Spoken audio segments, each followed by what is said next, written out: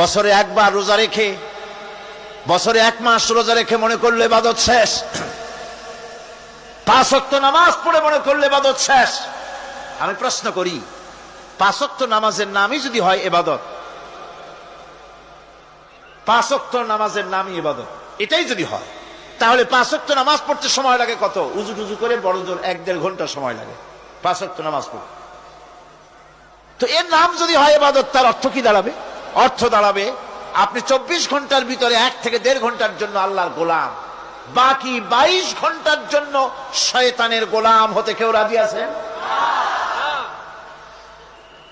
রোজার নামই যদি হয় শুধু ইবাদত, তাহলে তার অর্থ দাঁড়াবে বছরের ভিতরে 1টা মাসের জন্য আপনি আল্লাহর গোলাম, আর 11 মাসের জন্য শয়তানের গোলাম হতে কেউ রাজি আছে? তাহলে বিষয়টা কি? বিষয়টা হচ্ছে নামাজ, রোজা, হজ, যাকাতি শুধুমাত্র ইবাদত নয়, আনুষ্ঠানিক ইবাদত তো বটেই, কম্পালসারি ইবাদত তো বটেই, কিন্তু শুধুমাত্র নামাজ, রোজা, হজ, যাকাত ইবাদত শুধুমাত্র নয়, এগুলি হচ্ছে ইবাদতের পার্ট, ইবাদতের অংশ। বরং জীবনের সব ক্ষেত্রে আল্লাহর হুকুমকে মানার নামই হচ্ছে। ভাইরা আমার,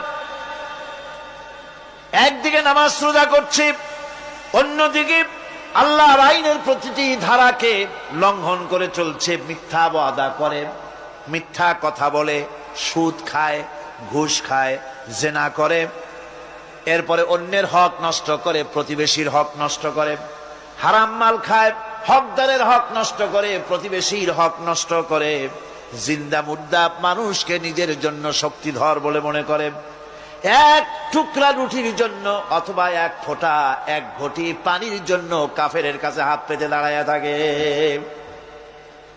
এই যদি অবস্থা হয়, এটাই যদি হয় ঈমান, আর এটার নামে যদি ইবাদত হয়, তাহলে এই পৃথিবীর মুসলমানের আজ লাঞ্ছিত কেন? আল্লাহর ওয়াদা কি মিথ্যা? নাউযুবিল্লাহি মিন যালিক। আমাদের ইবাদত যদি ঠিক হয়, যদি সত্যিকারের ইবাদত যদি আমরা করে থাকি, তাহলে ক্ষমতায় ইমানদারেরা নাই কেন? বিশ্ব জুড়ে মুসলমানেরা লাঞ্ছিত কেন?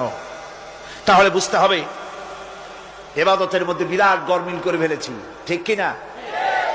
লক্ষ্য করুন, যেই লোকটা হজ করতেছে, উমরা করতেছে, নামাজ পড়তেছে, মসজিদ মাদ্রাসায় চান্দা দিতেছে, ওই লোকটি আবার ব্যাংকের থেকে সুদের টাকা নিয়ে ব্যবসা চালাইতেছে।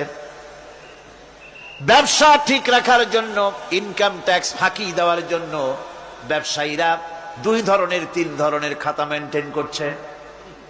কথা ঠিক কিনা?